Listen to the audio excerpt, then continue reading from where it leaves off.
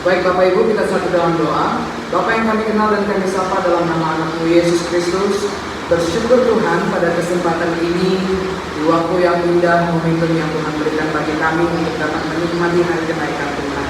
Dan kami percaya Tuhan Yesus yang senantiasa menyediakan tempat bagi kami di atas sana, dan akan membawa kami sebagai orang-orang pilihan-Mu, sebagai orang-orang keputusan-Mu untuk bersama-sama dengan Bapa.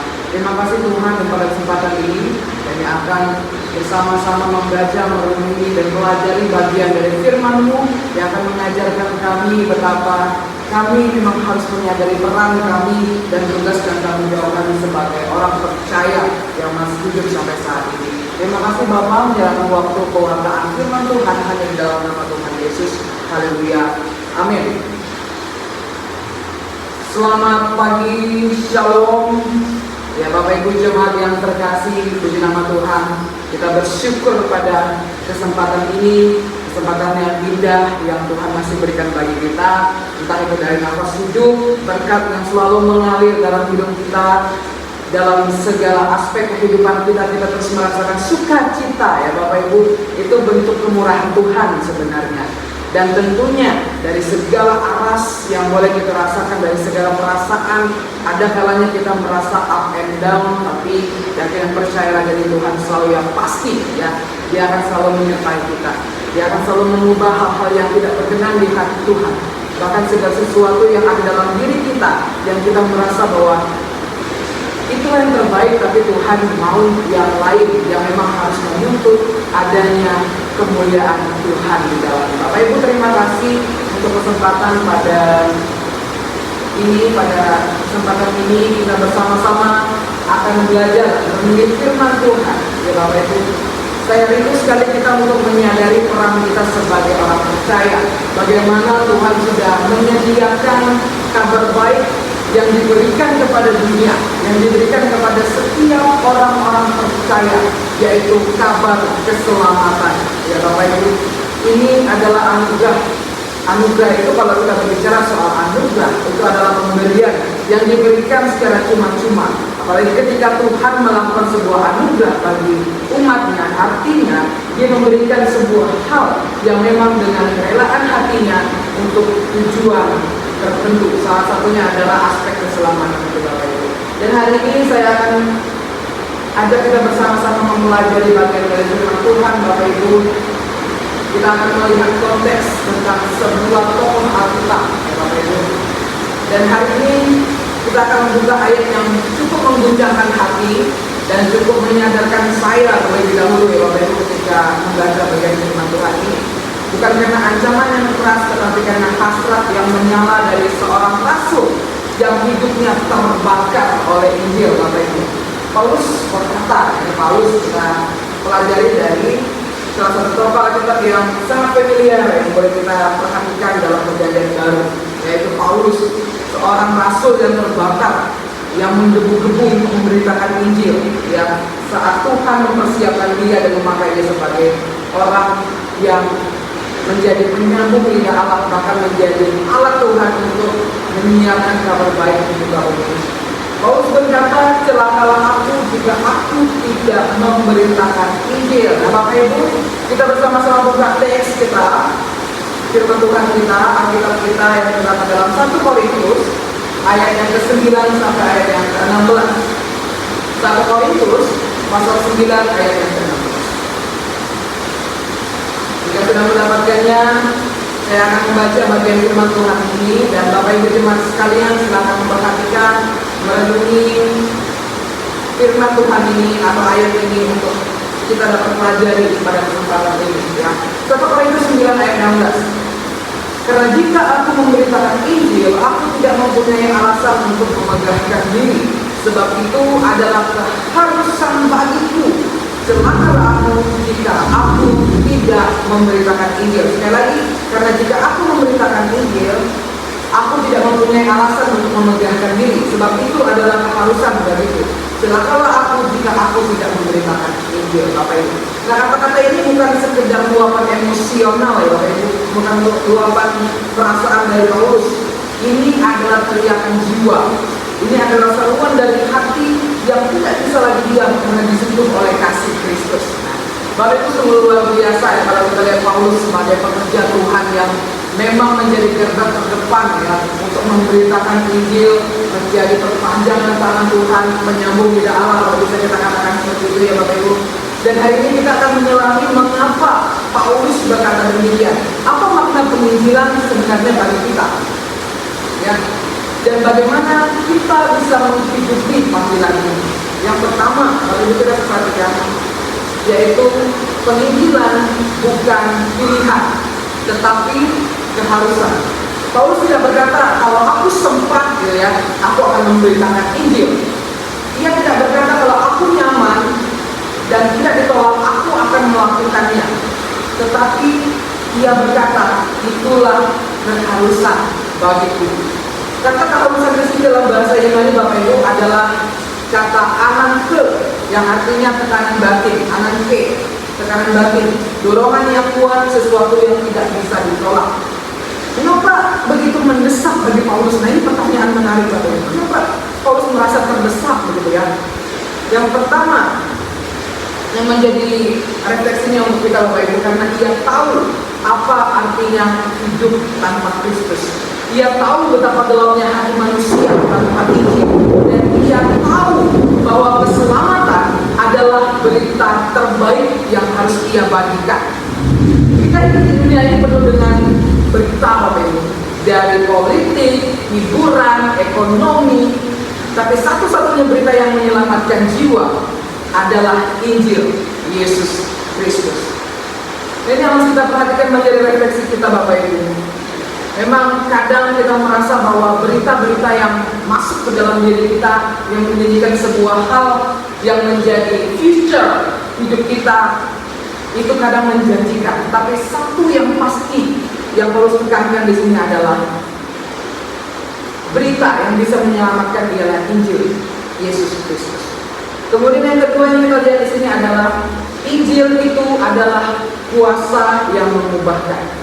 Paulus tidak ingin memegahkan diri ya, Bapak Ibu. Kalau kita lihat dalam bagian firman Tuhan ini, ia tahu Injil bukan tentang siapa yang menyampaikan, tapi tentang kuasa yang terkandung di dalamnya. Dalam Roma 1 ayat 16 Paulus berkata, Injil adalah kekuatan Allah yang menyelamatkan setiap orang percaya.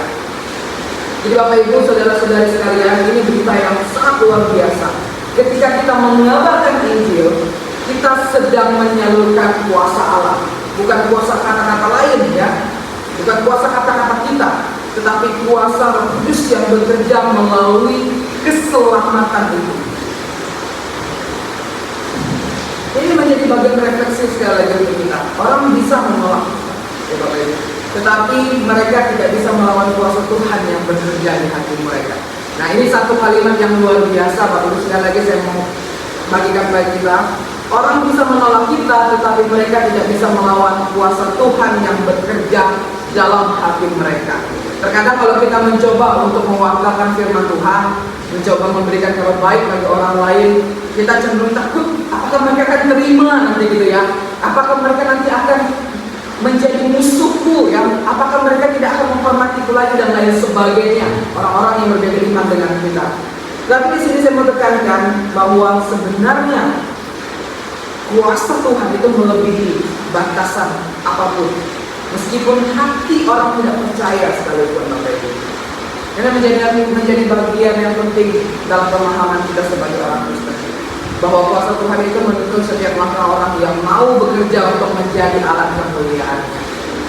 Kemudian yang ketiga, yang menjadi perhatian kita adalah celaka, bukan ancaman, tapi tekanan batin. Kalau kita lihat dalam bagian firman Tuhan tadi, waktu Paulus berkata celakalah aku, ia tidak sedang takut dikutuk sebenarnya Bapak Ibu. Ia tidak sedang mengancam dirinya dengan murka Tuhan, ya, bukan seperti itu. Kata celaka ini lebih menggambarkan penderitaan batin, semacam tekanan emosional gitu ya, dan spiritual ketika ia tidak taat pada panggilannya. Ini seperti api dalam tulang Bapak Ibu, seperti Yeremia yang berkata dalam Yeremia 29 ya.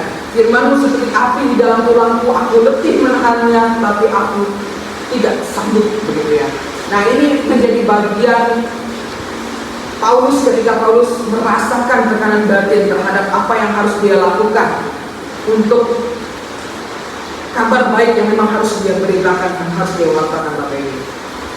Nah, yang menjadi pertanyaannya Bapak Ibu, apakah kita punya tekanan seperti itu ya ketika tidak bersaksi? Nah, ini luar biasa Bapak Ibu. Kalau kita lihat naturnya Paulus ya, bahkan kehidupan sebelum dia menjadi pelayan Tuhan, hidupnya hancur sekali. Tapi bagaimana Tuhan menyelamatkan seorang pembunuh, seorang yang berdosa sekalipun untuk menjadi alatnya untuk mewartakan kabar keselamatan itu bagi orang lain. Karena apa? Karena dia mempunyai tekanan batin ketika ia tidak bersaksi. Nah, ini kesaksian Paulus Bapak Ibu. Apa yang ia rasakan dituangkan di ayat ini. Pertanyaan tadi harus terjawab dalam diri kita masing-masing. Apakah kita mempunyai tekanan seperti itu ketika tidak bersaksi, atau justru kita merasa aman dalam keheningan? Ya, kita aman dalam pembinaan dalam gereja. Kita aman saat kita merasa bahwa diri kita sudah diselamatkan, begitu ya, karena kita sudah percaya. Tapi berbeda dengan Paulus Bapak Ibu. Mari kita refleksikan diri kita. Cerminkan apa yang ada pada diri Paulus kepada diri kita. Bagaimana keharusan kita, bagaimana perasaan kita, dan bagaimana pola pikir yang seharusnya kita punya sebagai orang percaya. Dan hari ini Roh Kudus mengajak kita bertanya, apakah aku masih terbakar oleh kasih Kristus, atau apiku sudah padam? Nah, ini yang harus kita tanyakan pada diri kita. Dalam kesibukan kita, dalam peran dan tugas kita di dalam ya, entah itu inter lembaga, inter keluarga, tanyakan pada diri kita, apakah api kita sudah padam? Karena ini memang keharusan bagi kita Bapak Ibu, menjadi tindakan wajib yang harus dilakukan sebagai orang percaya. Kemudian yang keempat Bapak Ibu, kita lihat poin penting pada bagian firman Tuhan ini. Penginjilan adalah tanggung jawab semua orang percaya. Ini yang saya singgung. Penginjilan bukan hanya tugas penginjil, pendeta, atau misionaris yang kita kenal selama ini ya. Yesus berkata dalam Matius 28 ayat 19, pergilah, jadikanlah semua bangsa muridku. Itu adalah amanat agung untuk semua murid, untuk semua orang percaya. Bukan untuk pendeta, bukan untuk hamba Tuhan, bukan untuk misionaris, bukan untuk penginjil ya. Kita mungkin tidak semua bisa berkhotbah di mimbar ya. Tetapi kita semua bisa menjadi saksi di tempat kita masing-masing, dalam perilaku, dalam pembicaraan atau relasi kita, dalam segala hal yang kita buat, dalam bentuk kasih kita terhadap orang lain, di sekolah, di kampus, di tempat kerja, di rumah, kepada keluarga yang mungkin belum percaya, bahkan di media sosial ya, karena kita hidup di era yang digital sampai saat ini. Kadang Injil yang paling kuat itu bukan disampaikan dengan mikrofon saja, tetapi lewat hidup kita yang mencerminkan kasih Kristus.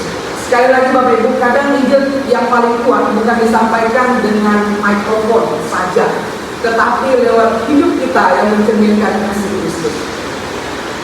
Dan yang kelima Bapak Ibu, yang terakhir, apa yang mendorong kita untuk menginjil? Ya, dalam bagian firman Tuhan ini, apa yang sebenarnya mendorong kita untuk menginjil yang harusnya ada dalam diri kita, yaitu kasih Kristus. Bukan merasa bersalah, bukan karena disuruh, tetapi karena kita sendiri telah diselamatkan oleh kasih itu. Jika kita betul-betul sadar bahwa Yesus mati menggantikan kita, bagaimana mungkin kita tidak ingin orang lain menerima kasih yang sama, begitu ya? Itu yang harus ada dalam diri kita masing-masing. Kadang saya merasa sedih melihat orang yang tidak memiliki perasaan yang sama seperti ini Bapak Ibu. Yang seharusnya kita betul-betul, kalau kita betul-betul sadar Yesus mati menggantikan kita, bagaimana mungkin kita tidak menginginkan orang lain untuk menerima, menikmati kasih yang sama, keselamatan yang sama yang sudah Tuhan berikan bagi saya, bagi Anda saudara yang kita yang sudah percaya di dunia ini. Ini yang menjadi bagian refleksi kita Bapak Ibu. Terkadang kita tidak sadar peran kita sepenting itu di dalam dunia ini. Terkadang kita tidak sadar naturnya kita, adanya kita di dunia ini seperti apa. Dan ini menjadi bagian pertanyaan dan refleksi untuk kita Bapak Ibu. Nyala api yang harus dijaga itu memang harus menjadi keharusan bagi kita. Kalau kita sudah mempunyai api semangat untuk melakukan firman Tuhan, tetap jaga itu. Kalau kita belum mempunyai api itu, nyalakan dalam bentuk segala sesuatu yang memang harus menjadi motivasi kita di dunia ini. Bapak Ibu jemaat Tuhan yang terkasih dalam Tuhan Yesus, mari kita kembali ke hati yang terbakar seperti Paulus. Mari kita berkata dengan jujur kepada Tuhan, Tuhan, aku ingin kembali terbakar oleh kasih. Aku ingin menjadi saksi-Mu yang hidup. Celakalah kita, bukan karena kita akan dihukum, ya, tetapi karena kita sedang kehilangan yang namanya panggilan tertinggi jika kita tidak mengabarkan Injil. Mari kita hidup sebagai utusan Kristus, Bapak Ibu. Dunia ini haus, ya. Dunia ini butuh kabar baik dan kita diutus untuk membawanya. Yang menjadi aplikasinya untuk kita dalam pembagian firman Tuhan ini, mulailah dari satu orang minggu ini. Saya mengajak kita untuk berperan aktif, berperan praktis, dan berperan secara konkret, ya Bapak Ibu. Pertama, mintalah satu orang, mulailah dari satu orang minggu ini. Doakan dan cari kesempatan untuk membagikan Injil kepada siapapun itu. Orang yang terdekat sekalipun, bahkan orang yang tidak kita kenal. Kalau kita jumpai di jalan seperti waktu kisah saya pernah bertemu dengan seorang bule di Timbau, Bapak Ibu, saya terus mendoakan dia, selalu berkunjung sampai dia merasa bahwa kamu datang, doa yuk gitu. Nah, dia sampai sebegitunya kepada saya. Nah, ini yang menjadi motivasi untuk kita sebenarnya, Bapak Ibu, sebagai orang percaya. Kemudian yang kedua, latih keberanian. Minta Roh Kudus untuk memberikan hikmat, Bapak Ibu, dan keberanian untuk bersaksi. Terkadang ada aja orang yang introvert gitu ya, ada aja orang yang takut, ada aja orang yang memilih untuk menjaga harga dirinya gitu ya. Karena penginjilan dalam pikirannya, dalam kolektifnya berpikir bahwa penginjilan itu adalah menjatuhkan harga diri serendah. Jadi sebenarnya tidak akan kita berikan kalau kita memahami bagian dari penginjilan itu. Kemudian yang ketiga, hidupi Injil dalam tindakan, supaya dunia melihat Yesus melalui hidup kita, dan supaya melihat kemuliaan, bahkan melihat segala sesuatu yang memang menjadi fokus kehidupan kita, yang menjadi keuntungan kita, yang menjadi natur kita, bahkan yang menjadi hal-hal yang membuat kita merasa bahwa nantinya ketika kita tidak ada di dunia ini, kemanakah kita? Ya, itu yang harus orang lihat dalam tindakan kita, dalam perilaku kita. Kalau Tuhan mengajarkan tentang kasih, lakukan kasih itu dalam psikomotorik kita, dalam kognitif kita, dalam afektif kita, Bapak Ibu. Kalau Tuhan mengajarkan untuk senantiasa bersyukur, senantiasa menjadi garam dan terang bagi orang lain, nyatakanlah itu dalam kognitif, afektif, dan psikomotorik kita. Mari kita satu dalam doa. Tuhan, kobarkan kembali hati kami dengan kasih-Mu. Jangan biarkan kami tenang sementara dunia binasa tanpa mengenal-Mu. Pakai hidup kami, Tuhan. Kata-kata kami dan seluruh keberadaan kami untuk membawa Tuhan. Dalam nama Tuhan Yesus kami berdoa, bersyukur untuk firman-Mu. Kami berdoa. Amin.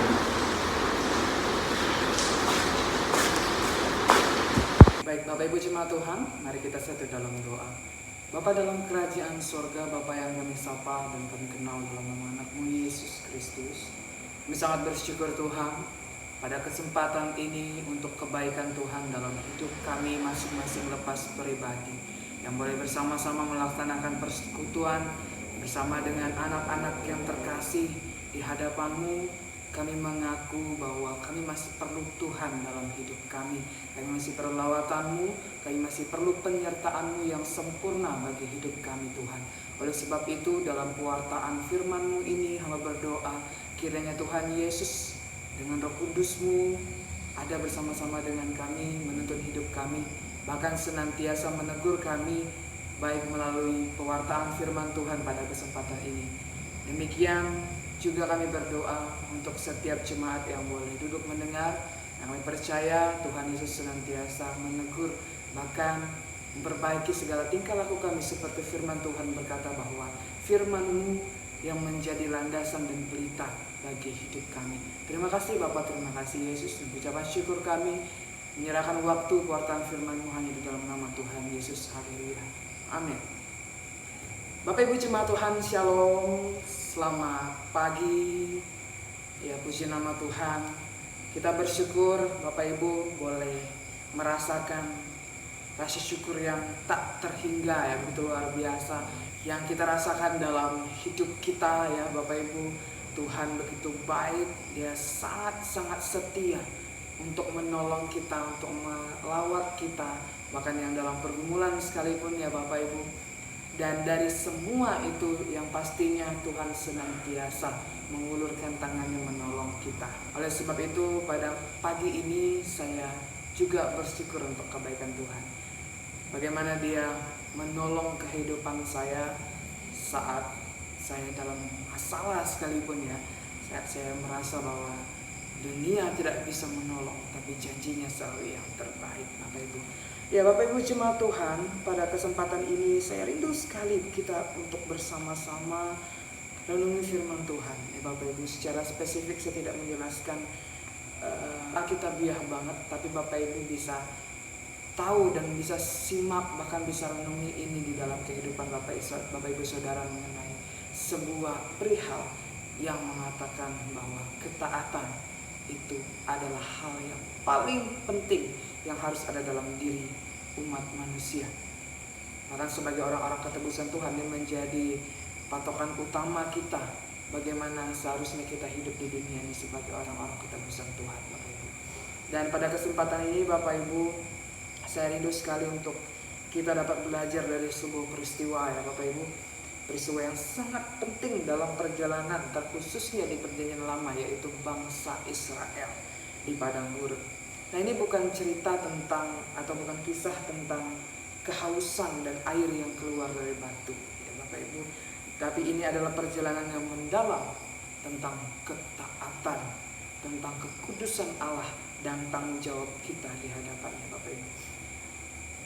Dan pada kesempatan ini Bapak Ibu Saudara-saudari, kita akan melihat bagian dari firman Tuhan yang sama-sama kita buka dalam Bilangan pasal yang ke-20 ayat yang pertama sampai ayat yang ke-13. Sekali lagi saya minta kita untuk sama-sama membuka bagian dari firman Tuhan ini yang terdapat dalam Bilangan pasal yang ke-20 ayat yang ke-1 sampai yang ke-13. Namun secara spesifik kita akan melihat pada bagian ayat yang kedua dan ayat sampai ayat yang ke-13 ya. Jika sudah mendapatkannya Bapak Ibu, saya akan membacakan untuk kita semua dan Bapak Ibu silakan untuk merenungi bagian firman Tuhan dan memperhatikan bagian-bagian firman Tuhan ini. Ya, perikop atau tulisan tebal yang diberikan oleh LAI bagi Alkitab terjemahan baru 1 ya. Dosa Musa dan Harun. Ayat yang kedua.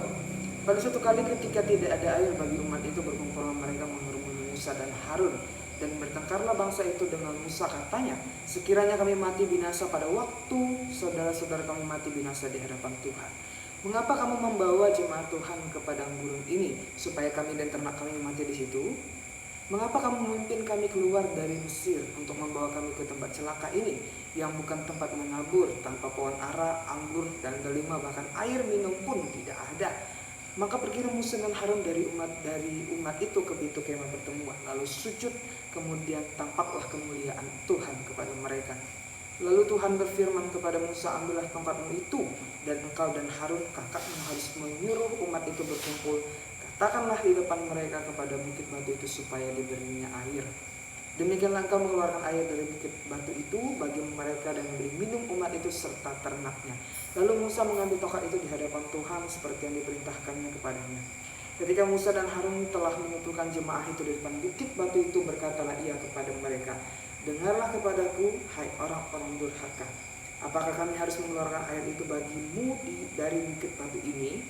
Tapi Tuhan berfirman kepada Musa, ayat yang ke-11 ya. Sudah itu Musa mengangkat tangannya lalu memukul bukit batu itu dengan tongkatnya 2 kali. Maka keluarlah banyak air sehingga umat itu dan ternak mereka dapat minum. Tapi Tuhan berfirman kepada Musa dan Harun, karena kamu tidak percaya kepadaku dan tidak menghormati kekudusanku di depan mata orang Israel, itulah sebabnya kamu tidak akan membawa jemaah ini masuk ke negeri yang akan kuberikan kepada mereka. Itulah mata air Meribah, tempat orang Israel bertengkar dengan Tuhan, dan ia menunjukkan kekudusannya di antara mereka. Puji nama Tuhan. Bapak Ibu jemaat yang terkasih, atas pembacaan bagian firman Tuhan yang boleh kita simak dan perhatikan bersama-sama. Ya, mohon maaf ada sedikit kendala, ternyata memorinya penuh. Ini berbicara tentang perjalanan bangsa Israel di padang gurun, Bapak Ibu. Nah, ini bukan sebuah kisah yang tentang kehausan dan air yang keluar dari batu saja, tapi ini ada pelajaran yang mendalam tentang ketaatan, tentang kedaulatan Allah dan tanggung jawab kita di hadapannya.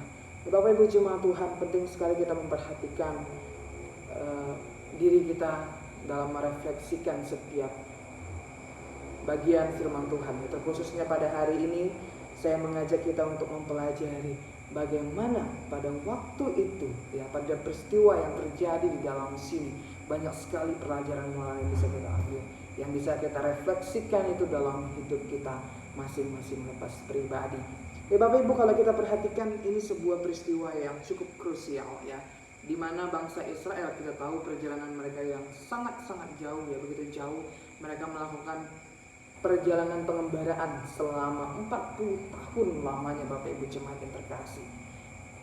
Mereka menuju ke tanah perjanjian yang sudah dijanjikan oleh Tuhan atau Allah kepada bangsa Israel waktu itu.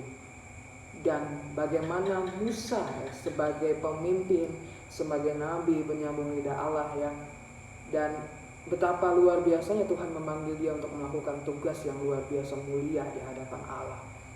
Namun pada destinasi akhir, Bapak Ibu, kalau kita perhatikan bagian dari firman Tuhan ini, dari pembacaan ini, Bapak Ibu, ini merupakan peristiwa ketika bangsa Israel sudah di tahun yang ke-40 sebelum mereka masuk ke dalam tanah perjanjian Allah. Ya Bapak Ibu, ini bagian yang cukup menarik, Bapak Ibu. Ternyata di akhir dari perjalanan mereka, destinasi akhir mereka, Bapak Ibu, ada sebuah peristiwa yang sangat-sangat tidak kita duga sekalipun, ya. Kalau kita tahu Musa yang memimpin bangsa Israel untuk keluar, ternyata bukan dia yang Tuhan mau untuk tetap lanjut bersama-sama dengan bangsa Israel masuk dalam tanah perjanjian Allah. Nah Bapak Ibu jemaat Tuhan, kita lihat latar belakang, ya. Di tengah kegersangan pada saat itu, Bapak Ibu, ada sebuah cobaan, ada sebuah peristiwa. Nah peristiwa ini terjadi di Kades, ya Bapak Ibu, sebuah tempat yang cukup menarik menurut saya, ya. Di penghujung 40 tahun yang tadi saya sudah katakan dalam pengembaraan bangsa Israel. Dan pada saat itu Miriam, kakaknya Musa, ternyata baru saja meninggal.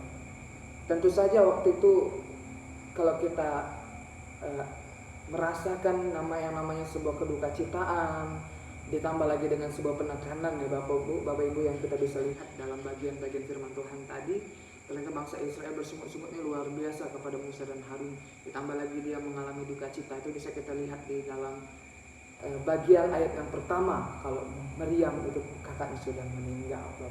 Ya tentu saja Musa mengalami tekanan batin yang berat, yang mungkin sedang yang ia alami pada saat itu. Lalu seperti biasa bangsa Israel pada waktu itu juga bersungut-sungut yang saya katakan tadi. Mereka berkata, mengapa kami dibawa ke padang gurun ini, gitu ya. Mereka kembali menyalahkan Musa dan Harun, padahal mereka sedang berada di ambang masuk ke dalam tanah perjanjian. Nah, Bapak Ibu, yang menjadi refleksinya untuk kita pada kesempatan ini adalah terkadang kita pun jadi demikian, ya. Terkadang kita pun sering seperti itu, ya. Saat berada di titik lelah, dalam tekanan, emosi yang naik, dan kita memilih untuk kecewa daripada percaya. Nah, ini yang menjadi refleksinya untuk kita, Bapak Ibu. Terkadang segala hal yang mungkin terjadi dalam hidup kita, yang mendukakan hati kita, yang membawa kepahitan bagi kita, ya Bapak Ibu. Dan terkadang segala sesuatu yang sudah kita rencanakan tidak berhasil, ataupun berbagai hal yang memang sudah Tuhan janjikan bagi kita sebagai anugerahnya, ya, sebagai penyertaannya. Maka setiap minggu kita melihat bahwa kita diberkati oleh para pendeta, kita diberkati oleh hamba-hamba Tuhan. dan yakin dan percaya berkat Tuhan selalu melimpah dalam kehidupan kita sehari-hari. Dan kita percaya itu mungkin saat kita merasa di atas, ya Bapak Ibu. Tapi apakah kita waktu kita seperti Musa ya, kita berada di down, keadaan down, mengalami duka cita, penekanan dan sebagainya, yang membuat natur kita manusia ini bergejolak dalam hal yang positif, yang negatif maksud saya. Ya Bapak Ibu, cenderung kita merasa bahwa terkadang apa yang Tuhan lakukan tidak baik, tidak benar ya Bapak Ibu. Dan kita mulai untuk tidak taat terhadap firman-Nya. Dan kita mulai untuk menyalah-nyalahkan Tuhan Bapak Ibu. Dan terkadang kita merasa bahwa sekalipun aku terus berjalan, sepertinya tidak ada jalan keluar yang Tuhan sediakan.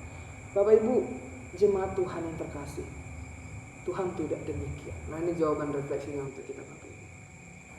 Bahkan dalam keadaan kesesakan sekalipun, bangsa Israel tetap dipelihara Tuhan. Nah, nanti kita lihat bagian firman Tuhan ini menarik sekali Bapak Ibu. Dalam kebersungut-sungutannya bangsa Israel Bapak Ibu, kalau kita kenal bangsa Israel ini, dari awal mereka diselamatkan Tuhan untuk keluar dari Mesir, sampai perjalanan mereka selama 40 tahun bersama-sama dengan Tuhan, mereka masih saja memiliki natur untuk yang namanya bersungut-sungut, berkeluh kesah, bahkan melakukan segala sesuatu yang tidak diinginkan Tuhan. Perspektif mereka tidak sama dengan apa yang Tuhan perspektifkan terhadap orang-orang ketebusannya, orang-orang pilihannya Bapak Ibu. Lalu kita lihat Bapak Ibu di bagian firman Tuhan ini, yang menjadi poin penting, yang menjadi highlight kita untuk kita dapat pelajari bersama-sama. Yang pertama, perintah Tuhan. Ya, perintah Tuhan yang spesifik. Pada waktu itu Bapak Ibu, seperti yang sudah saya singgung di awal Bapak Ibu, bangsa Israel yang pada saat itu masih memiliki natur bersungut-sungut, mereka terus menerus menekan Musa dan Harun. Ya, kita lihat, mengapa kamu bawa kami? Kamu mau kami mati dan ternak-ternak kami mati gak di sini ya Bapak Ibu? Lalu Bapak Ibu, Musa dan Harun mengambil langkah yang tepat di situ. Ya, mereka datang ke hadapan Tuhan, kemudian Tuhan nampak, ya kemuliaan Tuhan nampak. Dan Tuhan memberikan perintah yang sangat jelas. Di ayat yang ke-8 bisa dikatakan, ambillah tongkatmu itu dan suruhlah batu itu berbicara di depan mata mereka, maka batu itu akan mengeluarkan air. Perintah Tuhan ini sederhana, spesifik. Bicara pada batu, bukan pukul batu. Ya, seperti yang waktu di Keluaran 17, Bapak Ibu bisa perhatikan peristiwa itu. Nah, Bapak Ibu, ini bukan sekedar perubahan metode sebenarnya. Ya. Tuhan tidak mengubah cara untuk dia dapat mengulurkan anugerahnya, dapat mengulurkan berkatnya, dapat mengulurkan pertolongannya. Dia bukan mengubah metodenya dari berbicara menjadi memukul, gitu ya, memukul batu itu. Tapi ini sebuah ujian ketaatan kepada Musa sebenarnya. Akankah Musa melakukan tepat seperti yang Tuhan katakan, atau bahkan dia melakukan hal lain ya? Seperti yang sudah kita baca di bagian firman Tuhan itu, dia mengetuk batu itu sebanyak 2 kali. Nah, ini kita bisa simpulkan bahwa Musa tidak taat, tidak sesuai dengan apa yang diperintahkan oleh Tuhan, Bapak Ibu. Nah, ini yang menjadi refleksinya untuk kita Bapak Ibu. Langsung saja saya katakan bahwa dalam bagian firman Tuhan ini mengingatkan kita untuk tetap senantiasa taat ya, dalam keadaan up and down sekalipun Bapak Ibu. Banyak hal mungkin yang membuat kita tidak melihat kebaikan Tuhan, tapi senantiasa Tuhan tetap berpegang teguh pada perjanjiannya, bahwa Dia senantiasa memberkati, menyertai, bahkan menolong kita Bapak Ibu. Ya, Bapak Ibu jemaat Tuhan, terkadang mungkin kita sama seperti Musa. Ada kalanya kita merasa bahwa kita harus memberontak begitu ya. Dan kita melakukan itu dengan sengaja, dengan kesadaran diri. Karena merasa bahwa sudah sangat terintimidasi dengan keadaan dunia. Tapi inilah kebaikan Tuhan. Inilah pesan Tuhan. Melalui setiap firman, melalui setiap perkataan yang boleh Dia katakan. Bahkan Bapak Ibu jemaat yang terkasih boleh dengarkan firman Tuhan yang saya boleh paparkan bersama-sama di tempat ini. Ini merupakan teguran Tuhan juga. Ya, tidak ada yang Tuhan bisa biarkan ketika Bapak Ibu berada di bawah. Dia akan menggunakan siapa saja, menggunakan keadaan apapun itu untuk senantiasa mengingatkan kita. Jadi belajarlah untuk tetap taat, Bapak Ibu. Bahkan ketika Tuhan yang berbicara soal yang namanya perintah, thinkingnya itu seperti ini Bapak Ibu. Ketika Tuhan itu memang sudah sungguh sangat baik dalam kehidupan kita. Kita tahu itu. Dia memberikan firman-Nya untuk dapat menegur kita, untuk dapat menolong kita, bahkan untuk menuntun jalan kita ya, menjadi pelita tadi yang sudah saya doakan. Tinggal bagaimana Bapak Ibu melanjutkan atau merealisasikan atau bahkan mempraktekkan dan senantiasa melakukan apa yang Tuhan perintahkan. Bukan dengan apa yang kita mau lakukan, tetapi apa yang Tuhan mau lakukan bagi hidup kita, Bapak Ibu. Kemudian yang kedua yang kita lihat, Bapak Ibu, ini menarik sekali ya, tentang kegagalan Musa. Emosi mengalahkan ketaatan. Apa yang dilakukan Musa, Bapak Ibu? Dia mengambil tongkat. Betul, dia mengambil tongkat. Tapi lalu ia berdiri di depan umat dan ia berkata, "Dengarlah hai orang-orang durhaka, apakah kami harus mengeluarkan air dari batu ini?" Ya, Bapak Ibu jemaat Tuhan, nada itu bukan nada seorang hamba. Kita tahu pasti nadanya seperti itu karena kita melihat kefrustrasian yang dialami oleh Musa pada saat itu, Bapak Ibu. Lalu Musa memukul batu itu 2 kali. Saudara yang terkasih oleh Tuhan Yesus, Bapak Ibu jemaat yang terkasih, perintah Tuhan adalah berbicara, tetapi Musa memilih untuk memukul. Dan bukan hanya itu, dia berkata, "Kami mengeluarkan air." Bapak Ibu, ini menarik sekali. Di sini Musa mulai mengambil sedikit kemuliaan bagi dirinya dan harum di hadapan Tuhan. Lalu kita akan melihat sedikit konsekuensinya nanti di akhir, Bapak Ibu. Saya punya kisah yang menarik, Bapak Ibu. Pada tahun 2022, saya punya kakak sepupu yang memang sudah tinggal satu rumah sama saya. Dan pada waktu itu ia mengalami penyakit yang komplikasi, Bapak Ibu. Dan selama seminggu itu kami bersama dengan keluarga, saya dengan mama saya, dibawa dia ke dokter-dokter, pindah ke dokter ini, rumah sakit ini dan rumah sakit ini, Bapak Ibu, untuk menjalankan perawatan dan perobatan yang lain, Bapak Ibu. Selama waktu itu 1 minggu berlangsung, Bapak Ibu, dan pada malam itu dia mengalami sebuah penyakit yang membuat dia sesak napas, ya Bapak Ibu, terengah-engah dan kelihatannya sekarat sekali, Bapak Ibu. Jadi kami panggil ambulans dari salah satu rumah sakit pada saat itu untuk datang menjemput kami untuk membawa kami ini pergi ke rumah sakit tersebut.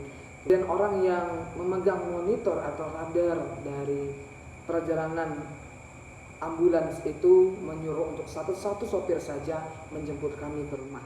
Kemudian si yang pegang monitor ini datang kepada sopir itu dan berkata bahwa ini rute yang harus kamu jalani, yang harus kamu lewati untuk kembali ke sini agar cepat. Meskipun jalannya sedikit rusak pada saat itu karena jalan tanah, ya Bapak Ibu, tapi ini rute tercepat demi keberlangsungan nyawa pasien. Begitu katanya, Bapak Ibu.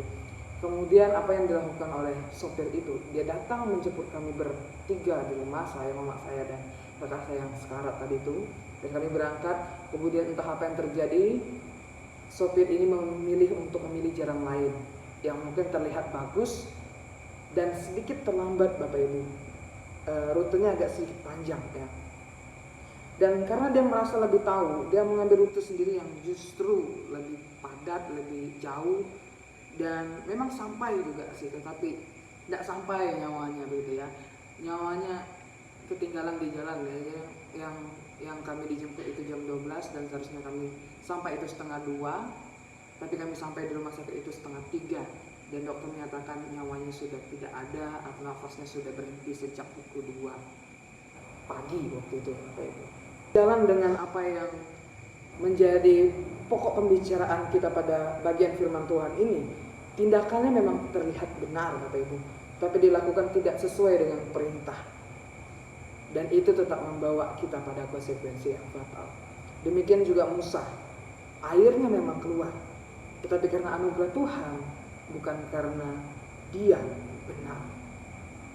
Ya, ini sedikit refleksi untuk kita. Terkadang memang kita mencuri kemuliaan Tuhan, mengaku bahwa kita yang hebat bukan Tuhan yang luar biasa, mengaku kita yang kudus bukan Tuhan yang kudus, mengaku kita untuk berbuat segala sesuatu berdasarkan apa yang kita lakukan yang dianggap hebat bagi orang lain, bukan Tuhan yang dimuliakan.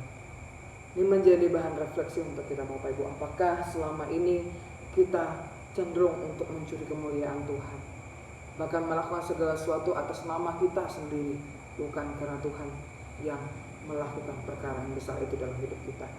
Kemudian yang keempat atau yang terakhir yang kita lihat dalam bagian firman Tuhan ini ya Bapak Ibu, teguran Tuhan ya. Ini yang sudah saya sempat singgung di awal Bapak Ibu. Teguran Tuhan tidak masuk ke tanah perjanjian.